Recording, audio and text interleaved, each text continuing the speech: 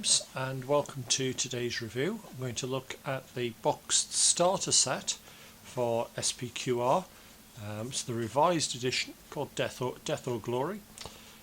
Clash of Heroes seems to have two different names for it. Clash of Heroes seems to be the main one written on the sides of the box.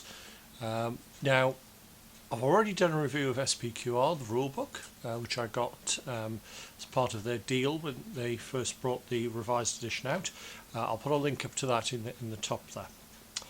Now, as ever from Warlord, fairly substantial sort of box. We'll have a look at what's in it. So, lovely artwork on the cover. I mean, if it's Warlord, you expect brilliant artwork. You know, very thick, substantial rulebook, 196 page glossy paper. Because I'm not going to dwell on that because that's subject to a separate review. But I've now got 2 copies of that. That's quite useful. If I've got somebody I'm going to play a game against, I can lend it to them, let them have a look at it before we start. As ever, we've got the dividers in the box, and what they've done is put the rules reference on it. I like it. Everything's on there. You've got everything you need to know there to play the game. So yeah, regard that as a quick reference card. That's quite good. So got quite a bit in the box here. What have we got? We've got some dice. It is a bit of a buckets of dice game. So we've got 5, 9, 12 dice. That's not a bad number. That's quite a nice number. So we've got some Celtic Shield designs, 25 on each of those in 5 different types. Well, 5 different sets. You've got 2 oval shield sets though, but they've got different centres. Okay, so yeah, they look familiar from the Celtic box. We've got the Caesarean Roman shield designs as well. Yeah, that's kind of making sense. Because there's lots of different packers in this one. We've got a pack of unit cards. Warlord is definitely going down the unit cards route. Battlefront seems to have got a lot to answer for there. So what we've got legionaries, Caesar's Legion Hero, Gallic Warriors, Gallic Hero, and Gallic Tribesmen. So what does it give you? It gives you on the front the base cost in denarii, and a bit of background text, what type they are, what a kit they basically start off with. Interesting, there's nothing on the hero, no actual kit listed. Then we turn on to the back, and you've got all the options, and you've got any special rules like Shield Wall or Testudo, and the profile of them. So yeah, they're useful little ones. Okay, where should we start? Let's start over this side. We've got the resin type shield. Okay, how many have we got in there? Oh, there's some heads as well. I think these look very much like the standard ones that you get with the goal figures. That's 2, 3, 4 sets of shields. So 4 sets of shields on there. We're looking at 20 shields, and we've got 10 heads. Mix of helmeted and bear. Okay, yeah. What have we got here? I've got the 2 starter heroes. So a quick look at those. Okay, Bettina. Oh, that's quite a nice little figure. The Gallic hero. Chain shirt, big thick billowing cloak with wolf skin or something at the top. Yeah, very much crying out a challenge. Whereas the Caesarean one, he's much more, I would say, organising. Nice helmet. Looks very much like a Greek Corinthian helmet pushed back. It's a very late design for that, where they actually put those with a fake faceplate on. Hand melts a little into the cloak at the end on the front, but yeah, it's still a nice figure. So we've got those. Put them to one side. We've got to the next bag. We've got 12 archers. Okay, let's have a look what they're like. We'll put those out there because I want to just see how much variation there is. So let's have a look. That's an unusual pose, actually sighting along an arrow. I've not seen that pose before. So we've got one that's just loose. What else do we have? Oh, a kneeling figure. That's not common. Some of these need a little bit of a clean up by the look of it, but that's not going to be too bad. The cat appears to be trying to get in, so if you hear any meows in the background, you now know why. So we've got two firing up into the air. Got one running forward. That's not quite as nice a sculpt, that one. Where's he running forward? Because the arrows are in the ground. Not quite sure what he's doing. So we've got leaning forward, getting the arrows in the ground. Can't recall seeing anything with Gauls putting arrows in the ground, but I can see no reason why they wouldn't. I'm just going to say hello to the cat, otherwise we're going to get lots and lots of meowing. I think he's watched too many of the Tank Museum videos where Finn the dog has become a little bit of a star, and now the cat wants to be a star himself. So we've got another one of the archers picking up the arrow, another kneeling one. I'm not quite sure what that pose is. I think that's sweating. In fact, here's the cat himself. Say hello, Cubit. Let him get on. So we've got that one. Yeah, so we have got... Come on, are you going to let me finish this video? So we've got 12 archers, 2 lots of 6. So we've got 2 of each pose. Okay, put them back in the bag. I'm still not quite sure with this material, what this is. It's like a resiny plastic material. Feels very soft. It almost feels like some of the old, for those who remember them, the old Airfix figures. And then we've got our multi-part ones packed by Mirella. So another one packed by Mirella. Thank you, Mirella. You must be a very busy person there. Let's have a look what we've got. So we've got the Gallic Warrior sprues. And they're quite nice. I'm not sure if they're quite the same as the ones I got in the latest Gallic box. I think they are. I just can't recall seeing the standards in there. I'll have to have a look at that. I've been starting to assemble them, and I haven't got that quite that far. So we've got some nice variety. We've got one horn. We've got a few. Cubit's definitely wanting to get in on this one. 2 standards with on the horn. We've got some severed heads. Okay, yeah, they're quite nice. There's going to be 10 of those on a sprue, of which we've got 2 armoured bodies and 2 armoured legs. You do need to watch that you match the legs and the head up for that one. What's up with you?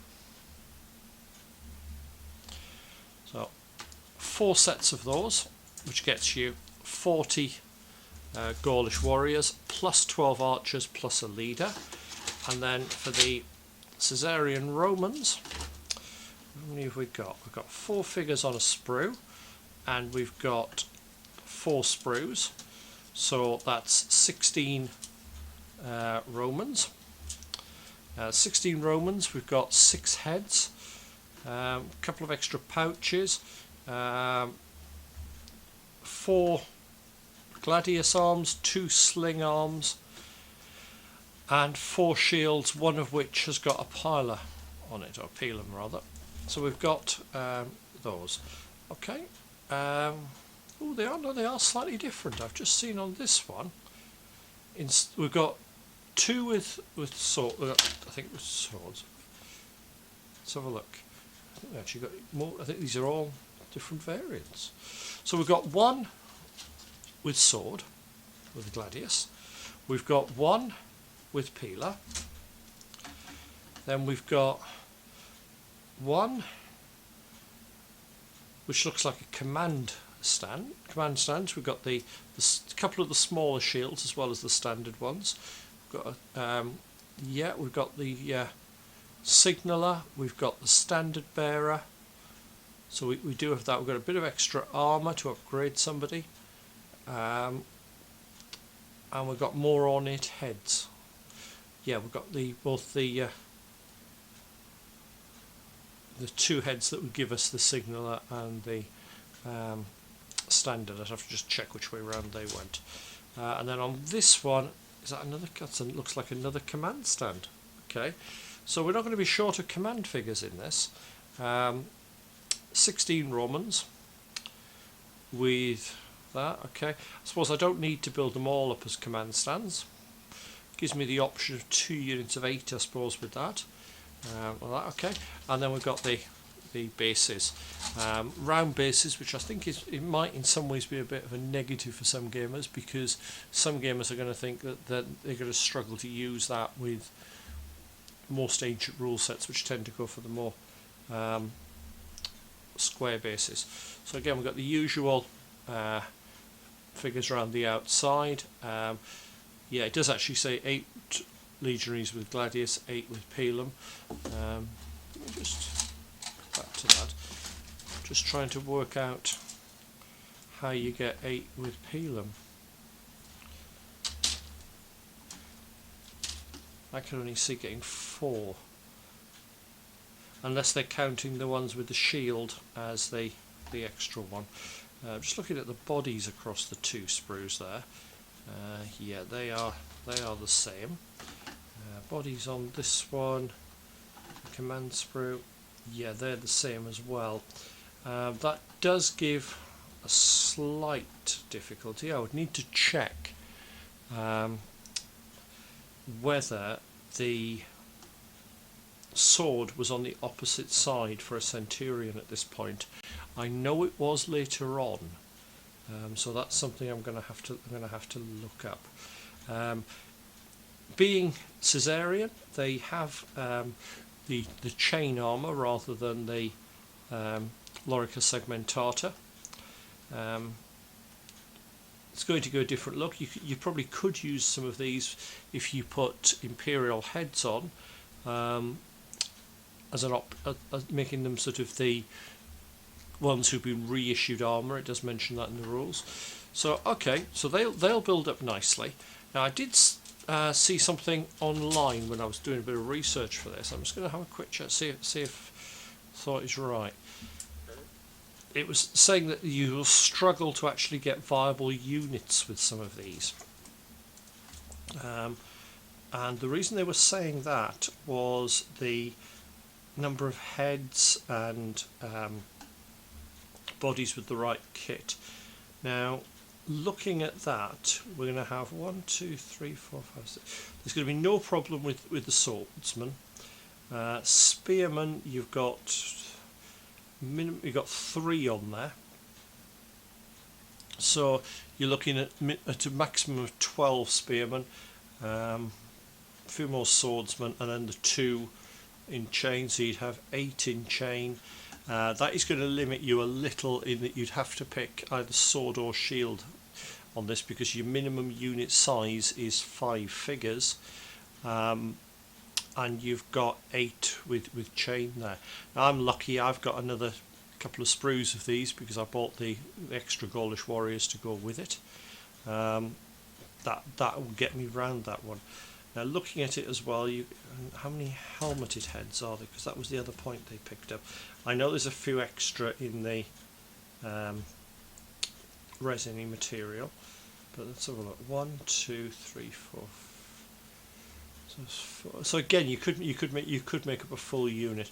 I'm the sort of player who is going to be quite happy to have the odd figure that is in different kit within a unit. I think most players probably would, as long as you've got it's clear what the unit's equipped with. I don't think anybody would have a problem with you. I've noticed on the Facebook discussion group tonight there was a discussions regarding mixed armour within a unit, and the rule is no. However, it was said that it would be fairly easy to house rule that one. So yeah, I suppose you could mix them that way, but I think some people were just a little bit annoyed with that. So there's enough there for a decent size force. You're looking at 17 Romans and I've got to do the count, 53 Gauls. So yeah, as the Roman player, I think you're going to feel very outnumbered. I think that's probably quite appropriate for the era of the game, and I think it's going to be an interesting project to start on. I've not painted a lot of Gauls or anything resembling Gauls, so it's going to be quite interesting for me sort of getting the colour scheme and everything on those. Hopefully you found that useful, and I'll see you soon for another review.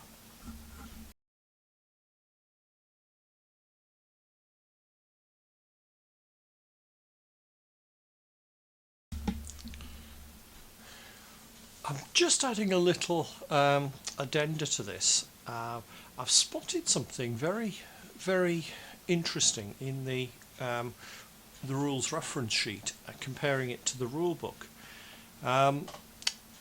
It's actually a reference card for the first edition.